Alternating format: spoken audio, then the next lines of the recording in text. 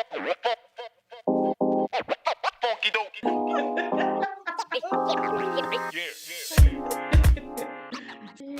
m'appelle Evelyne avec un I.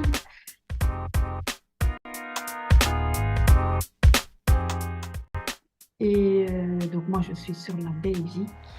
Depuis 2010, j'ai eu 2, 3 reconversions professionnelles. Et puis 2010, je suis dans l'accompagnement, dans le coaching.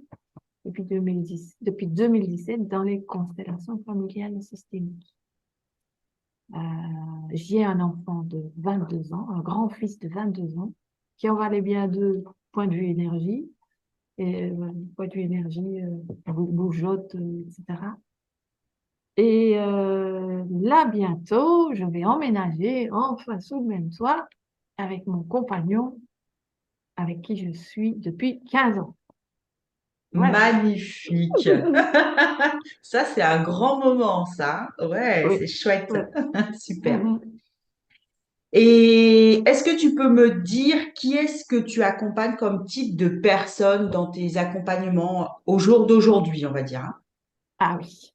Oui, parce que depuis janvier, j'ai lancé un nouveau programme avec ma clientèle cible qui sont les trentenaires, quarantenaires, donc de 28 à 38 ans, qui, je les aide à résoudre leurs conflits intérieurs et à se reconnecter à leur pouvoir intérieur. Ouais. Magnifique. Mm. Waouh. Ça, c'est un beau programme, ça. Ouais. Oui, oui, oui. Et je me dis Excellent. vraiment, par rapport à mon parcours, ça colle complètement. C'est Euh, super. ouais. Alors, justement, bah, on va rebondir sur ton parcours. Mm. Est-ce que tu peux nous partager ce que tu penses être le plus pertinent, en tout cas pour, tu sais que moi j'accompagne les femmes, les Ouais. jeunes femmes qui sont vraiment dans le désir de pouvoir s'épanouir. Et ces femmes qui ont besoin de se reconnecter aussi à leur sexualité pour pouvoir s'épanouir personnellement et du coup pouvoir s'épanouir professionnellement. Mm. Mais est-ce que tu as des choses qui pourraient être inspirantes pour ces femmes, pour leur permettre de comprendre que finalement, on peut des fois être au plus bas, mais que ça ne tient aussi qu'à nous de se donner ce devoir de se relever, parce que parfois la vie nous met à terre, mais on doit se relever, on doit affronter les situations, on doit affronter parfois des maladies, des conflits familiaux, des choses comme ça, qui font que parfois on a envie de lâcher prise. C'est Mm. compliqué.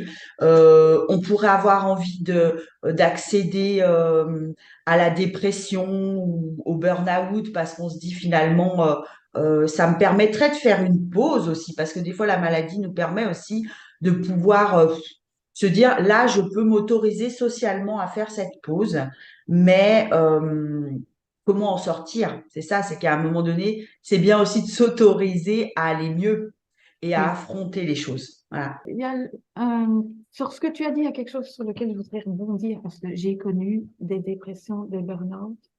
C'est pas qu'on a envie de tomber dedans.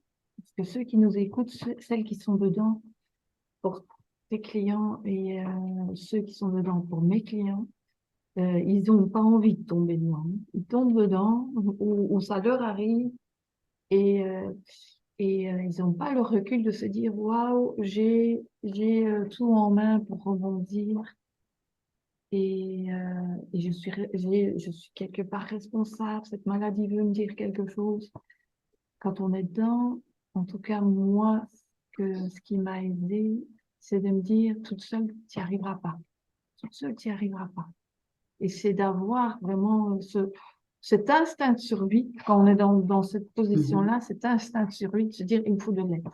Alors, il y a de l'aide classique, je dirais parce que là, quand on est en burn-out ou en dépression, de psychiatre ou de psychologue et de thérapeute.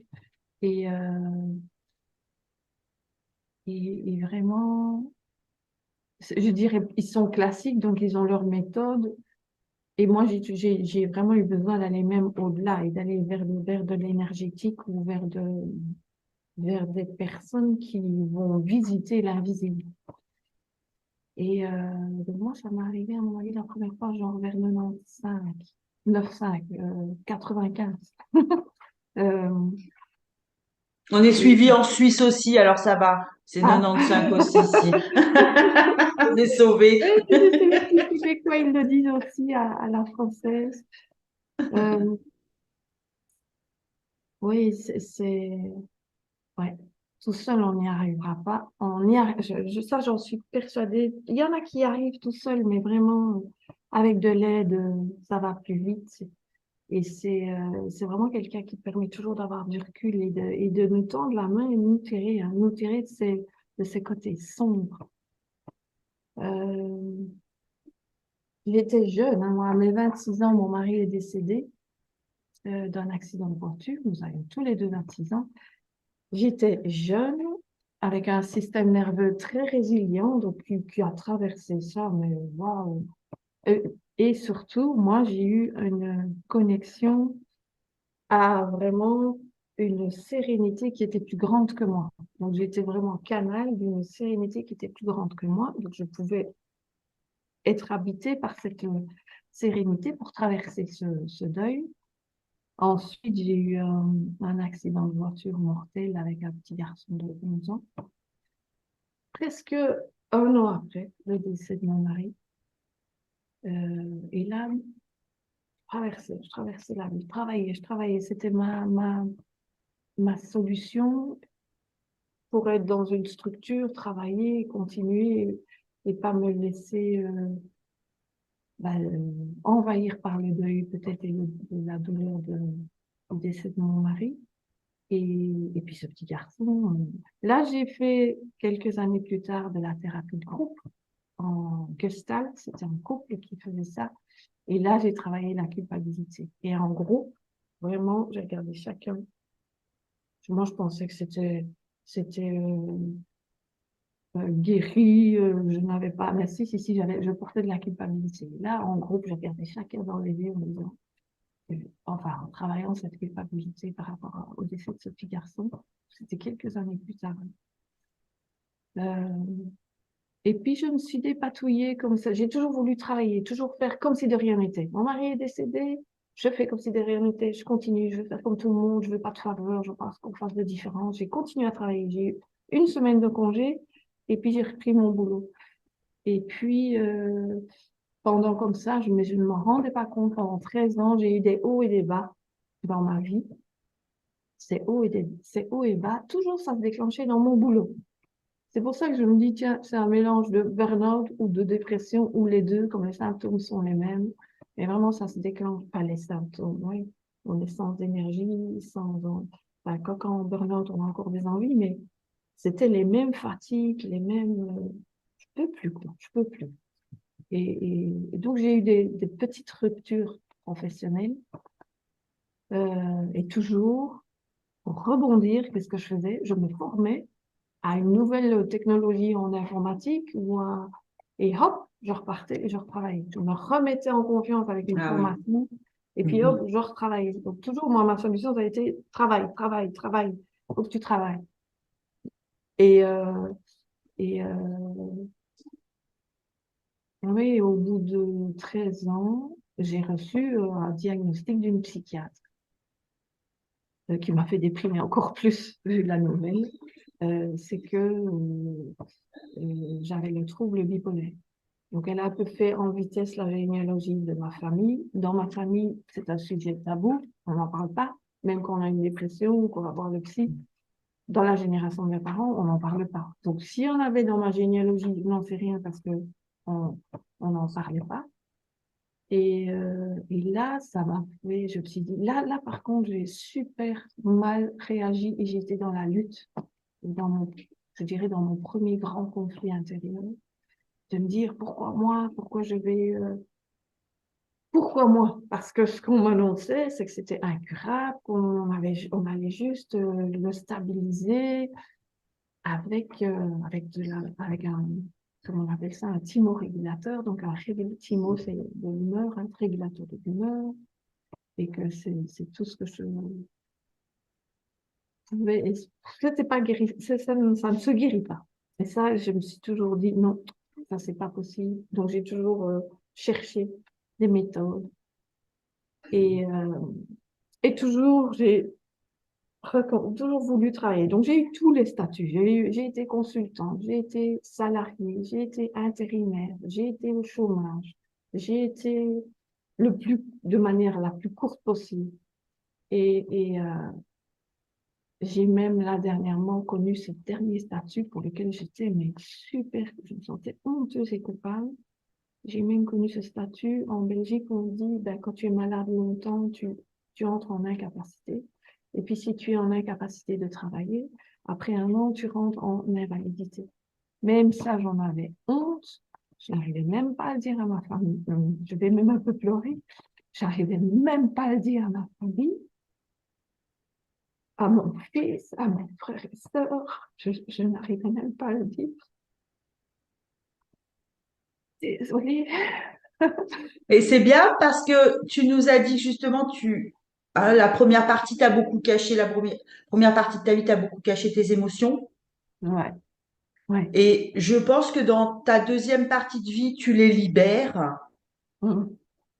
Ouais, Et tout ça fait que finalement, tu es devenue cette thérapeute qui peut enfin pouvoir accompagner les gens à se reconnecter à eux-mêmes. Parce que si on est oui, détaché de nos émotions, on ne peut pas aller se connecter à ce qu'on a vraiment envie, hein.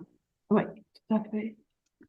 Et donc, je me dis, waouh, effectivement, avant, on appelait ça la maniaco-dépression, maintenant, on appelle ça la bipolarisation. Et c'est Mhm. vrai qu'on connaît deux pôles. On est un peu tous simples, qu'on est deux. On a des yo-yo émotionnels, on a des hauts et des bas. Là, selon les personnes, c'est vraiment à des degrés très, très différents. J'ai animé des groupes de parole, donc vraiment, c'est quelque part une de mes tribus. Et vraiment, les hauts et les bas sont, je dis, soit abyssal, soit digne de l'Everest. Vraiment, oh, c'est... Et donc moi, ben, depuis que on m'a annoncé ça, ben, j'apprends à gérer. J'apprends vraiment à gérer. Donc, qu'est-ce que j'ai fait? C'est vraiment en lisant ma vie. Après, je me suis dit, ah, comme je suis informaticienne, je voudrais modéliser une méthode. Mais une personne n'est pas l'autre. Euh, chacun ne réagit pas de la même manière à la médication qu'on lui donne, à une molécule qu'on Mhm. lui donne, mais même à la vie et face à n'importe quel type de maladie, on ne réagit pas de la même manière. Et donc, même dans la manière de la gérer, ou dans la manière de la définir, ou de la vivre, ou d'en parler, chacun, chacun est un cas bien particulier, et dans ce cas-ci, encore plus, parce que vraiment, c'est très singulier, chacun comment il gère ça. Et vraiment, c'est vrai que c'est des conflits parce on est tiré vraiment soit vers des côtés très sombres et très destructeurs, ou soit vers des côtés très lumineux, très plein d'énergie, plein de projets, une confiance, j'ai envie de dire, démesurée, une énergie démesurée. Chez moi, tellement, ben, je m'épuisais, j'étais en bonne énergie pendant des mois et des mois, et puis je m'épuisais. Mon corps était épuisé. Et, euh, et c'est vrai que c'est des conflits ou vraiment des pôles qu'on se dirait, mais tiens, c'est pas possible d'avoir ces deux pôles chez la même personne. Ben, c'est vraiment mon travail depuis 20 et des ans, là, c'est vraiment de réconcilier mes pôles et de réconcilier mes paradoxes. Et donc, je me suis formée au coaching et je me disais, tiens, si je trouve une méthode, une approche, ben, je me dis quelque part, c'était d'abord pour moi. Et donc, au lieu de toujours, avec le coaching, de toujours m'interroger sur le pourquoi, machin, eh ben non, le coaching, c'est j'ai ça, comment je fais maintenant avec ça? Et donc, j'ai vraiment encore plus appris à me dire, tiens, avec mes ressources à bord, là, je suis peut-être à 40% de mes ressources à bord, qu'est-ce que je peux faire? Comment je fais? Comment je gère mes journées? Au lieu de faire 10 choses, j'en fais plus qu'une, ben voilà, comment je fais? Et surtout, j'ai beaucoup développé cette attitude de bienveillance vis-à-vis de moi-même et d'humilité. Parce qu'on sait, Mhm. je dis toujours, je ne sais jamais quand ça va arriver, parce que c'est multifactoriel, c'est peut-être dû à un petit stress de trop ou un petit événement qui, chez moi, a un impact intérieur que je n'imagine pas. Et hop, je peux basculer soit vers l'un côté, soit vers l'autre, ou trop d'énergie ou pas assez d'énergie. Trop de ressources ou pas assez, pas, ou peu de ressources. Donc, je dis toujours, ah ben là, je suis en capacité 40, qu'est-ce que je peux faire? Et donc, j'ai vraiment étalonné, ah bah tiens, je suis en 40, là, je ne coach pas. Quand je suis en 60, ok, là, je coach. Donc, pendant 10 ans, j'ai fait ça. Et donc, chaque fois, quand j'étais en capacité 40 ou 20 ou 30, ben, j'arrêtais. Et puis, à chaque fois, je devais me relancer. Donc, pendant 10 ans, j'étais en relancement perpétuel de mon activité. Mhm. Et vraiment, récemment, ça m'est venu cette phrase. Même avec mes côtés sombres, je choisis la lumière. Parce que j'ai vraiment ce côté-là, c'est ma famille qui me le dit toujours, toi, tu vois toujours le positif chez les gens, sur ce côté optimiste, tu vois toujours le côté positif, le potentiel, en fait, des gens. Je leur fais toujours d'emblée confiance, et puis bon, selon les expériences qu'on a, ben, je révise ma copie, soit c'était chouette, soit, ben, non, peut-être que j'ai fait trop confiance et que je réétalonne alors, en conscience, je sais qui est en face de moi. Mais oui, avec le coaching, j'ai vraiment développé ça, cette bienveillance, cette humilité et de me dire, OK, on ne sait pas quand ça va aller plus haut ou plus bas. Et, euh, et j'apprends à jongler. Et quand il y a une crise ou une passade plus basse, donc en basse énergie, pas d'envie, qui est vraiment plutôt anxiogène et du côté dépressif, et bien là, plutôt je rentre dans une attitude d'acceptation. C'est pas de résignation, c'est d'acceptation. De dire, OK, je suis à Mhm. 40, qu'est-ce que je fais avec ça? Qu'est-ce que je peux faire dans ma journée avec ça? Et me féliciter de savoir faire ce que je peux faire, ce que quand on est en santé normale, on fait normalement sans y penser, ben chez moi, c'est un succès. Et de me féliciter de ce succès. Ce qui serait j'ai pris ma douche, j'ai fait à manger, j'ai été chercher mon fils. Des choses que toute maman fait et que quand on est en état de santé plus faible, quand je suis en ressources carentes, ben c'est un exploit. Et donc, j'ai vraiment appris à accepter ça. Et plus tôt je suis dans l'acceptation, plus tôt j'arrive je reste en action, en mouvement, plus tôt, hop, le jour suivant ou la semaine suivante, je fais une action de plus, et une action de plus. Et hop, il y a la santé normale ou l'énergie normale qui revient. Et ça, c'est bienveillance, humiliation, acceptation, c'est trois de mes clés avec lesquelles je jongle ou parfois je me dépatouille depuis 2010 et toujours en gardant mon accompagnement classique avec un psychiatre. Je vois les gens 3 fois par an ou 4 fois par an et plus si parfois il y a besoin. Mais j'ai aussi les constellations parce qu'il y a une grille de lecture qui dit que les personnes qui ont le trouble bipolaire, c'est qu'ils ont des traumas dans leur généalogie à nettoyer. Donc, pour moi, il y a plein d'approches qui nettoient les traumas. Mais pour moi, les constellations familiales systémiques, c'était l'approche qui me convenait et qui me permettait d'aller visiter ça.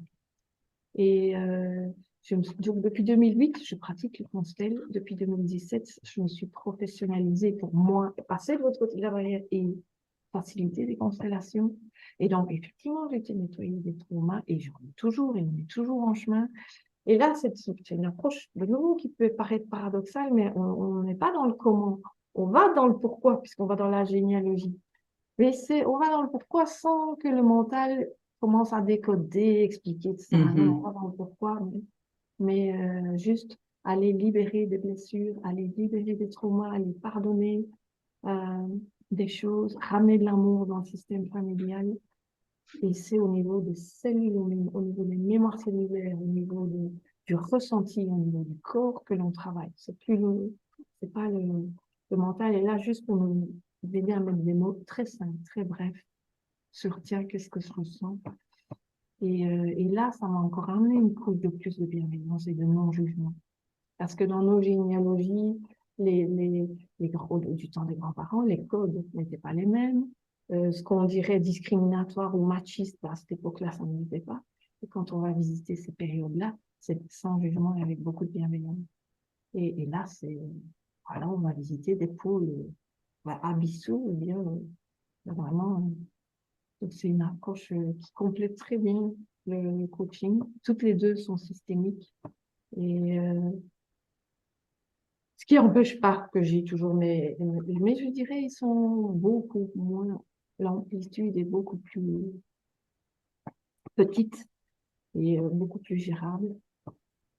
C'est très, oui, ces pépites que tu viens de nous délivrer, je trouve que c'est très, très intéressant pour les femmes qui peuvent nous suivre, mais pour les hommes, excusez-moi, mais bon. Oui, moi, c'est les hommes. Voilà, donc toi, c'est les hommes. Donc, pour les personnes qui peuvent nous suivre, cette bienveillance vis-à-vis de soi, vraiment, voilà. Hein, tu l'as bien souligné à plusieurs reprises, mais quand on apprend un diagnostic comme celui de la bipolarité, mais j'ai envie de dire quand on apprend un diagnostic de n'importe quelle Oui, maladie, même comme oui, tu l'as dit, la dépression, le burn-out, mais ça peut être parfois aussi un cancer ou oui, tout à fait. il y a cette culpabilité dont tu as parlé qui peut ressurgir à ce moment-là, parce qu'on se dit souvent avec notre éducation judéo-chrétienne, mais qu'est-ce que j'ai fait pour mériter ça? Donc parfois on se sent comme le responsable, comme si on avait fait une faute et que finalement c'était comme un peu un jugement qui nous tombait sur la tête. Ça peut être aussi, voilà. Et c'est vrai que du coup cette bienveillance vis-à-vis de soi, de se dire, bah non, finalement, euh, je n'ai rien mis en œuvre pour que les Oui, choses se déroulent comme ça. Ça ne veut pas dire qu'on se dédouane de certaines responsabilités, hein. On est oui, d'accord? Ça serait un autre sujet, mais voilà, hein, surtout en tant que coach, on sait bien qu'on a toujours notre part de responsabilité à assumer. Ça, c'est important de le souligner, mais d'être bienveillant avec soi. Tu as également souligné cette humilité, oui, mm, d'être humble parce que bah, parfois on est très exigeant avec soi-même, on est beaucoup moins avec les autres et puis avec soi-même c'est comme si on passait son temps à se flageller, allez avance, allez fais ça et pourquoi tu ne le mets pas comme ça et pourquoi tu vas pas assez vite et pourquoi tu fais comme si, voilà. Mais finalement d'être en douceur, et comme tu l'as dit après en acceptation, oui, d'être vraiment dans l'acceptation de aujourd'hui ou cette semaine, bah, mon rythme, comme tu disais, tu le chiffres. Moi qui suis infirmière de formation, on chiffre la douleur. ouais, Mais ouais, voilà, toi, tu chiffres l'énergie. Et je trouve que c'est très intéressant dans la symbolique parce que même si on n'a pas de bipolarité, bah, il y a des jours où finalement on sent que niveau énergie, on n'avance pas. ouais, Et intellectuellement, ça devient compliqué parce qu'on se dit, je suis une feignante, pourquoi je fais pas mon ménage et pourquoi j'arrive pas à aller jouer avec les enfants et pourquoi. Et finalement, ça entraîne encore plus de baisse d'énergie, oui, ce ouais, système de pensée, hein. Je sais pas ce que oui, tu en oui, penses, tout mais à fait. voilà. Cette Mm, culpabilité pompe beaucoup d'énergie et finalement, on n'est pas du tout productif. Et je trouve très bien que tu dises, bah, je me dis, je fais au moins une ou deux actions qui sont les actions de base. Voilà. Se laver, faire à manger, aller chercher ses enfants. OK. Et c'est très bien comme ça. Aujourd'hui, j'ai pas la force pour faire ni mon ménage, ni sauter partout avec les gosses, aller jouer au ballon, je ne sais quoi. Enfin, voilà. Je prends ce que moi j'appelle prendre du temps pour soi, parce que parfois on a besoin juste de se poser.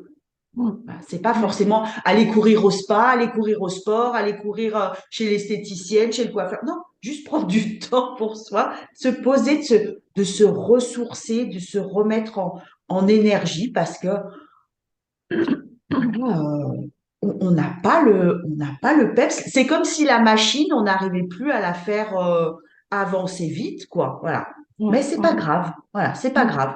On attend que l'énergie remonte, la jauge remonte un peu, et puis mm. voilà.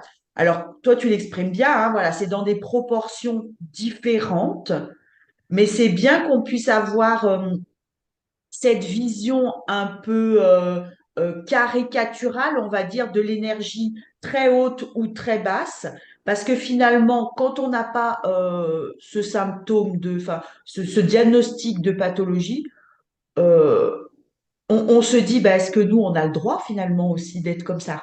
Tu vois? Finalement, on se dit, est-ce qu'on a le droit de se l'autoriser?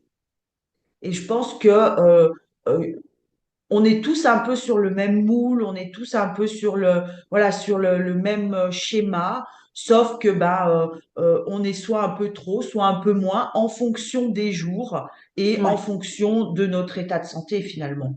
tout Donc, à fait. Ouais, ouais. Oui, moi, je me compare toujours à la nature, hein. La nature, ben, une plante ou une rose ou un coquelicot, ben, c'est à entretenir. Il faut entretenir son environnement, son... Et s'il est dans un bon environnement, ben, il s'épanouira, mais il a les quatre saisons.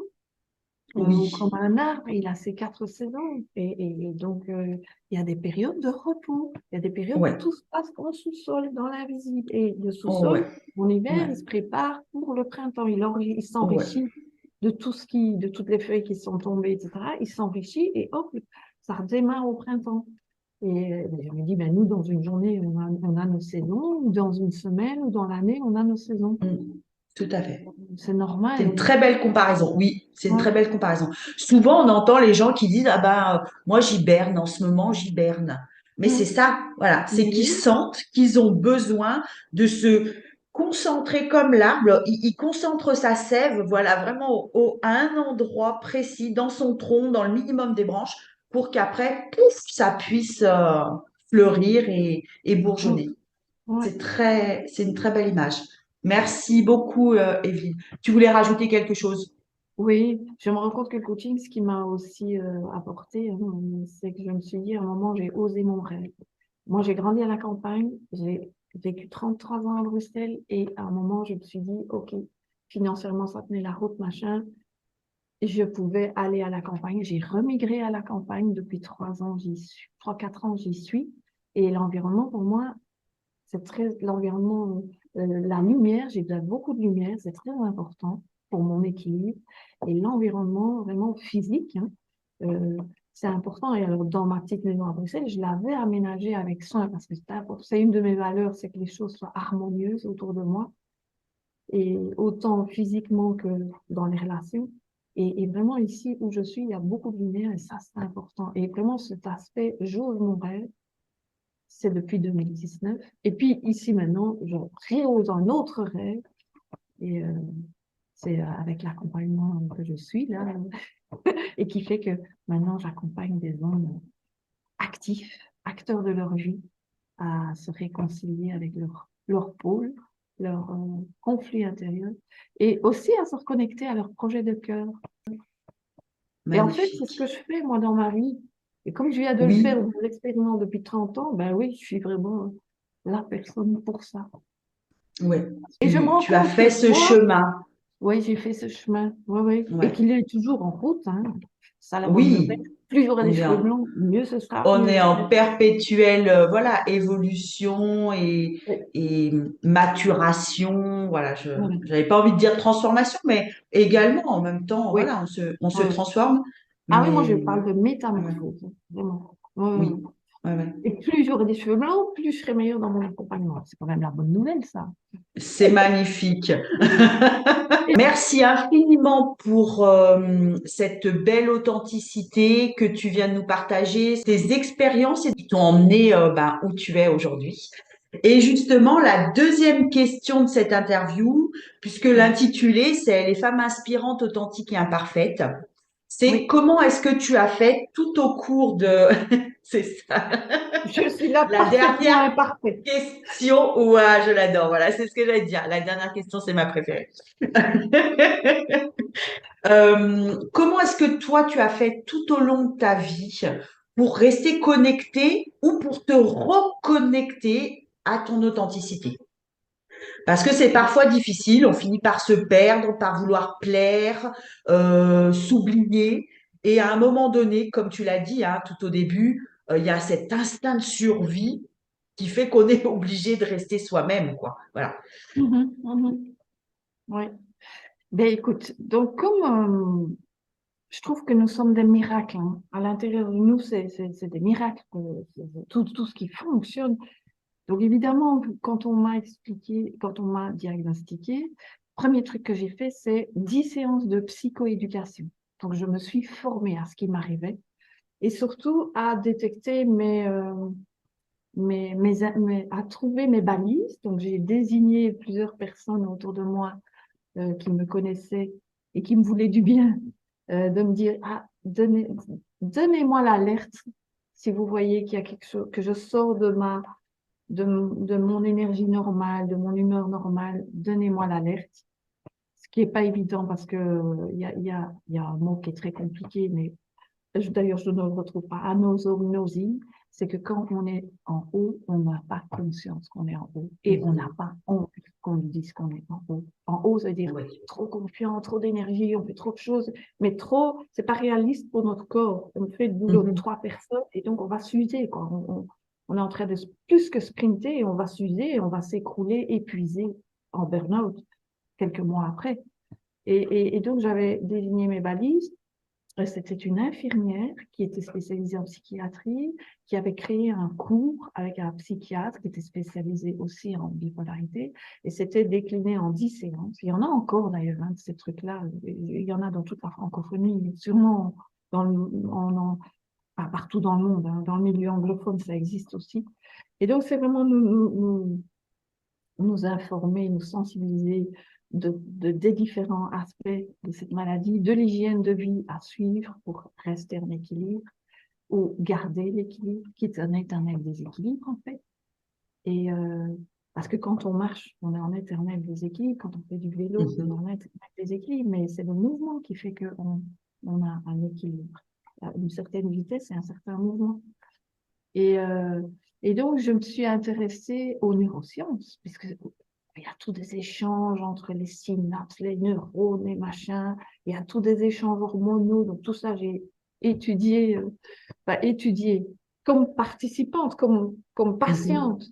Il y a donc il y a une dame avec qui j'ai étudié le coaching, que j'adore, euh, avec qui j'ai fait le coaching, qui, en fait, au départ, elle est médecin. Puis, enfin, c'est un dictionnaire des diplômes. Quand j'étais dans le recrutement, je l'aurais bien recrutée parce qu'elle était parfaite pour le pharma, là où je travaillais. Et elle s'est formée au coaching. Et puis après, déjà, elle faisait les neurosciences et elle est devenue thérapeute en neurosciences. Et donc, c'est le courant de l'approche neurocognitive de Jacques Fradin qui est autour de Paris ou sur Paris. Et donc, elle me dit, c'était incroyable, c'est comme si tu avais fait le premier module, quoi, les fondamentaux, tellement tu t'intéresses, tu utilises notre vocabulaire, etc. Donc, ben, je l'ai fait pour moi-même, pour me comprendre. Et donc, un des premiers trucs, une première grille de lecture pour mieux te connaître, c'est savoir quelles sont tes motivations intrinsèques. Quelque part, c'est quoi tes valeurs fortes? Et une des miennes, eh ben, c'est l'authenticité. C'est l'authenticité. Et donc, en coaching, je travaillais ça, hein, et je comprenais que, tiens, je suis en conflit latent ou en non-dit avec mon compagnon. Dès que j'actionne en conscience ma valeur authenticité, que je l'informe de quelque chose, hop, tout de suite, la pression descend et le conflit latent, machin, il disparaît. Donc, vraiment, c'est une clé que j'ai utilisée en conscience. En Et je conscience. Ah oui, c'est intéressant ça de le souligner, hein. En ça, conscience, parce ouais. que quand on a une valeur, on ne s'en rend pas compte puisqu'elle est là. C'est comme C'est ça. partager une de mes valeurs, mais je le fais parce que ça me nourrit Mm. et que j'aime ça et que je sais que c'est bénéfique pour tout le monde. Et, et- et- mais quand on le fait automatiquement depuis qu'on est né, quasi, ben, on s'en rend pas compte. Et là, c'est vraiment l'utiliser en conscience. Et donc, je me dis, allez, Méline, tu bloques là-dessus, tu n'arrives pas à le dire. Ben, si tu utilises ton authenticité, ça va te libérer et te permettre de te déployer. Et en plus, là, dans ce cas-là, pour mon compagnon, là, ben, ça a déjà désamorcé des non-dits ou des conflits latents. Et, euh, et oui, et c'est vrai que vraiment, ça me connecte à ma puissance. Si je suis dans Ouais, c'est l'authenticité, ça me cool. connecte à ma puissance. Et bien, le gros morceau, c'était de me dire, allez, je vais dire que j'ai ce trouble bipolaire alors que je suis dans l'accompagnement, mais alors les gens que j'accompagne, ils n'ont pas ce trouble-là, ils vont me dire, mais qu'est-ce que c'est pour une imposteur? Donc j'étais vraiment là-dedans. Et je suis en route, hein, je ne suis pas encore en train de le dire à tout le monde, hein, parce que Mhm. toujours, je me suis dit, oh non, je ne vais pas le dire, je vais faire comme si de rien n'était, je ne veux pas qu'on fasse de différence, je veux travailler comme tout le monde. Et c'est sûr que je me sers de qui je suis. Ça sert dans l'accompagnement, puisque c'est systémique. Donc, je suis un intervenant, je suis un élément du système de l'accompagnement. Donc, mon expérience influe sur Mhm. l'accompagnement. Mais ce morceau-là, ça, je n'arrivais pas, parce qu'il est il a encore des côtés tabous pour moi. Mhm. Et Euh, en même temps, c'est cette maladie qui t'a amené ici aujourd'hui. oui, ouais, c'est Sinon, vrai. tu n'aurais pas étudié toutes ces sciences, tout ce Ouais, coaching, tout ce chemin, ouais, et tu ne serais pas en capacité de pouvoir accompagner ces hommes à se reconnecter à leurs deux pôles, voilà, et ouais, à leur puissance. ouais, Donc finalement, c'est vrai que souvent nos blessures ou les choses qu'on porte un peu parfois, comme on dit, comme un fardeau, ouais, hein, ouais. Mm. font notre force. Si en tout cas Oui, on s'en est relevé, c'est ça qui fait qu'aujourd'hui, c'est notre force parce qu'on a su l'utiliser, le transcender et bah, ouais, comme tu l'as dit, hein, se connecter à son authenticité aussi pour pouvoir être en accord avec soi-même et ouais, avancer. Être dans ouais, ce mouvement, comme tu l'as décrit. C'était très beau, hein, cette image de déséquilibre quand on avance. Mais il faut, voilà, avec le bon rythme, mm. finalement, on a cet équilibre qu'on ne voit même pas. On ne perçoit pas qu'il y a un déséquilibre qui se produit. Hein. On ne le perçoit pas, mais On ne le perçoit si on pas. observe un enfant qui apprend à marcher, ben, il est en déséquilibre. Et puis c'est quand il arrive à se mettre en mouvement, t'as un kiné ou quelqu'un qui connaît Ouais.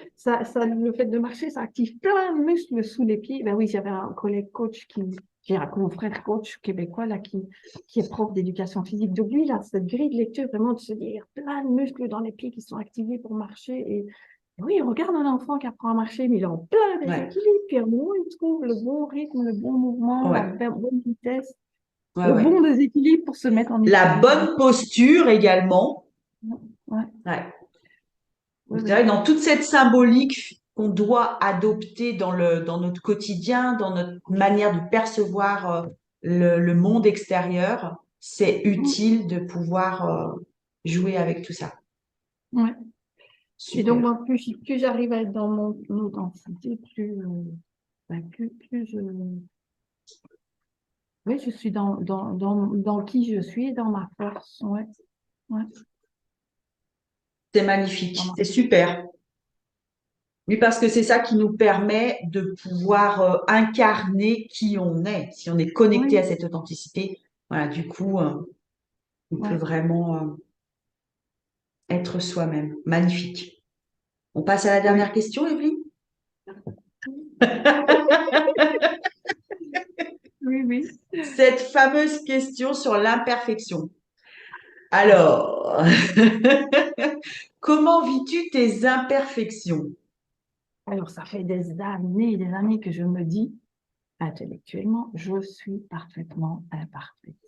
Et Hmm. chez moi, c'est tout un travail de déconditionnement et de vraiment de croyance à transmuter vers je suis parfaitement imparfaite. Mais pas seulement intellectuellement, dans mon cœur, dans mon corps, dans mes cellules. Alors, dans ma fratrie, nous sommes 5. Notre éducation, ce que nos parents étaient, nous ont tout donné, tout ce qu'ils pouvaient, tout ce qu'ils voulaient, tout ce qu'ils pouvaient, tout ce qu'ils étaient, dont des valeurs. Et tous les 5, nous sommes très, très, très différents, mais très complices. Une fratrie superbe. Euh, on est tous les 5 perfectionnistes. Tous les 5 avec une exigence vis-à-vis de nous-mêmes, mais chacun dans notre domaine. De nouveau, Mhm. chacun dans notre singularité. Il y en a qui vont faire une fixette et être perfectionniste sur l'orthographe, par exemple, et il y en a un autre, ça va être sur la peinture, sur les murs, enfin vraiment, chacun, on a et moi, je la travaille, de allez, lâche, lâche, lâche. Alors, effectivement, dans mon boulot, ben, je suis super professionnelle, avec du marketing didactique parfait, bien fait, gna, gna, gna, gna. Pour mes interventions, il faut que je sois en ressources au moins 60 pour pouvoir travailler. Enfin, perfectionniste, quelque chose de fatigant, tellement c'est exigeant. Et je lâche depuis des années. Et encore plus depuis mon accompagnement de janvier, parce que c'est un accompagnement que je qualifie de haut marteau-piqueur. Ça pique au niveau des... Ça nous pousse, ça nous kick on the ass. Allez, ça nous donne des coups de pied au derrière et ça pique. Hein. Mais c'est ce qu'il me faut. C'est ce qu'il me faut. Ouais. Parce que sinon, j'avance pas parce que je suis vraiment une dure de l'école. Et vraiment, ouais, je lâche parce que je vois que cette personne, c'est vraiment un rouleau compresseur qui avance, qui avance. Mon coach, là, il avance, il avance, il avance. Un rouleau compresseur. Et il a, il fait du bon boulot parce qu'il il a accès résultats. C'est un coach de performance et il est parfaitement imparfait et ça marche. Et je me dis, allez, avance, avance, arrête de te poser des questions. Oui, la vie est parfaitement imparfaite. Elle est faite d'imprévus, de plein d'imperfections. On prévoit des choses dans la tête, il n'y a rien qui tombe comme c'est prévu. Ça, déjà, dans le fait depuis 2010, hein, le fait d'être intensivement dans le coaching, de me faire coacher, déjà, j'ai lâché plein de choses. La bienveillance me permet de lâcher plein de choses et de me dire, bah oui, c'est imparfait. Ben oui, cette personne-là, elle fait des fautes d'orthographe ou elle n'est pas pro parce elle anime pas comme ça, elle a moins de compétences et elle réussit mieux. Et alors, c'est qu'elle avance, elle anime comme elle anime avec ses moyens du bord.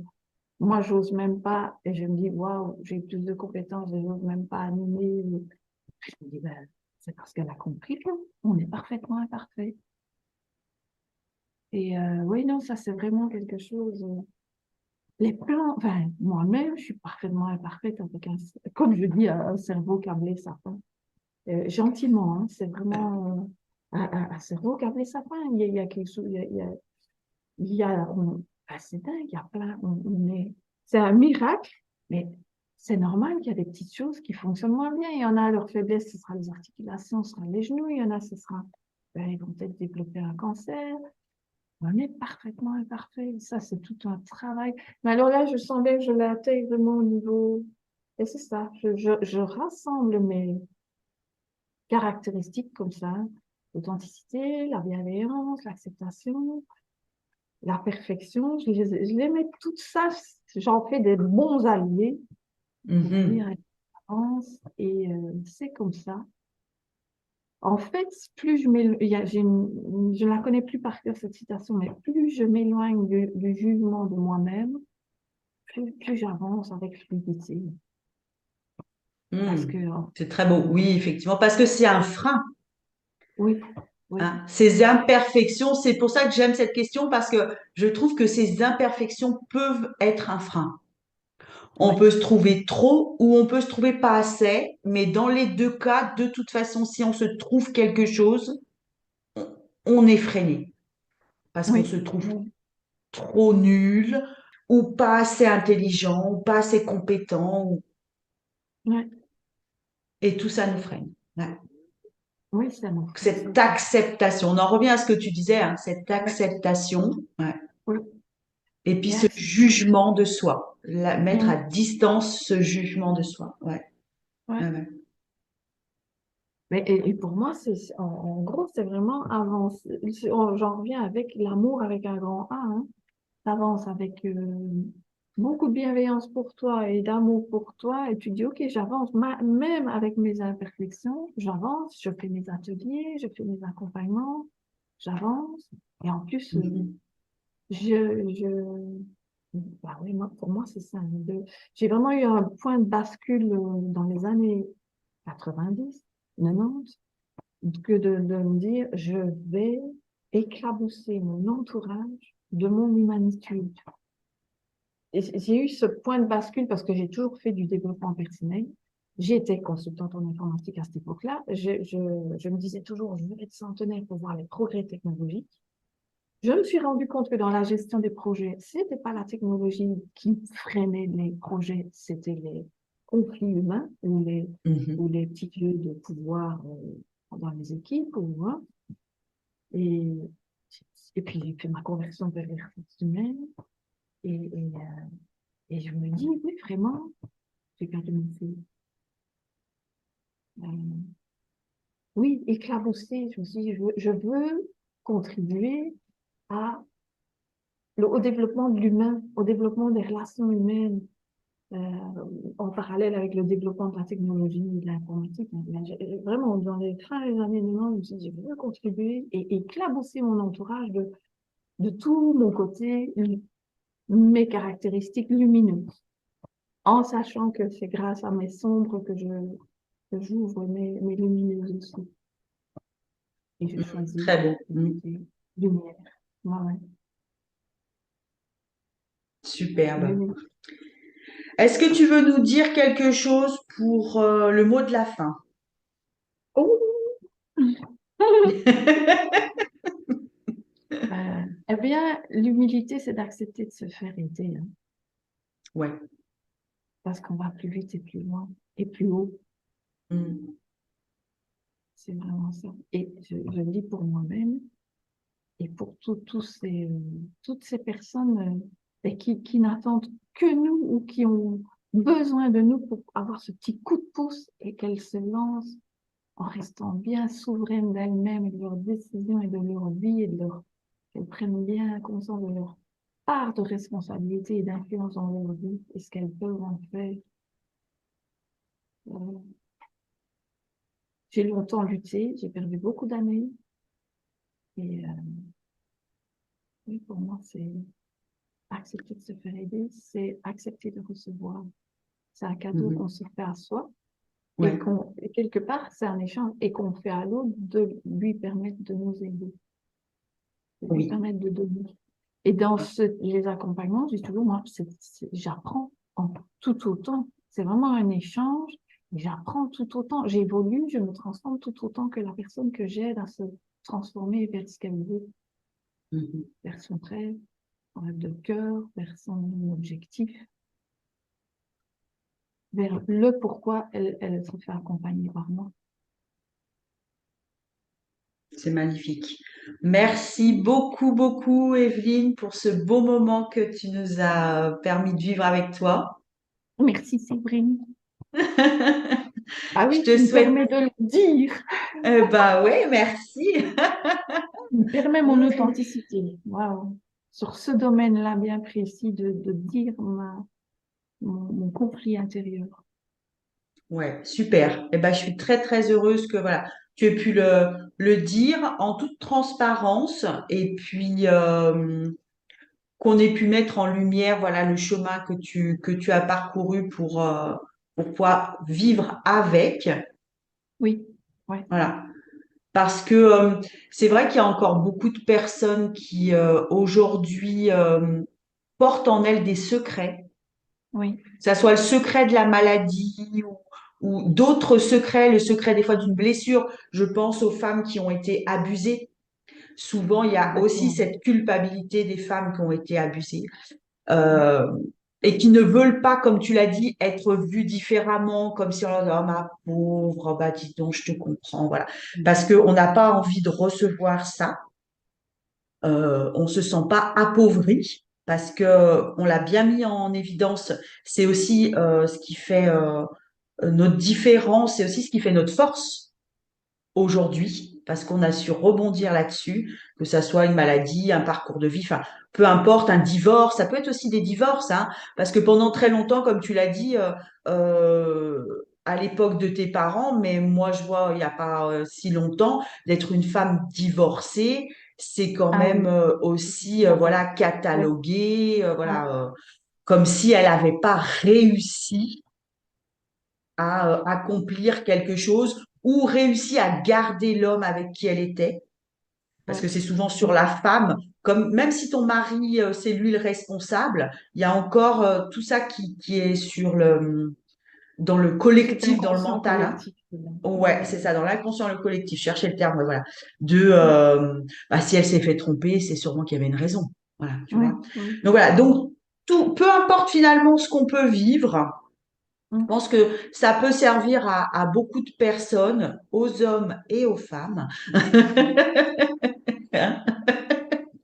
Voilà, de se dire que voilà, toutes les pépites que tu as pu apporter, si on sait les mettre en pratique, parce qu'on est d'accord, comme tu l'as dit, la force de l'accompagnement, c'est pas juste d'écouter une vidéo hein, ou d'écouter un coach, c'est de mettre en pratique. Ah, c'est Voilà. ça, C'est là exactement. la différence, hein, voilà, parce que Ouais. d'écouter C'est là le du coup de pouce. contenu. Voilà, Ouais. hein, d'écouter du contenu à longueur de journée, c'est très bien. Intellectuellement, on intègre des notions, mais on ne passe pas à l'action et on ne se les approprie pas. Oui, tout D'où à le fait. marteau-piqueur, comme tu as effectivement, voilà, mais tu as expliqué, c'est que ça va booster, bouger les choses et mettre en action finalement. Ça enlève aussi, hein, le but du marteau-piqueur, c'est d'enlever la première couche pour Ouais. pouvoir accéder dans la couche molle. Hein. Oui, tout Voilà. à Et fait. c'est quand on est dans la couche molle qu'il y a le travail qui se fait. Parce qu'on se Ouais. met tous une carapace Mm. et c'est cette carapace qu'il faut enlever parce qu'elle est juste là pour faire une barrière sociale. Finalement, voilà, on est là un peu à se Mm. cacher de ce que les gens pourraient dire de nous s'ils découvrent certaines choses. Mais une fois qu'on est en acceptation avec soi-même et en amour, comme tu l'as dit, alors Ouais. là, le travail opère. Ouais.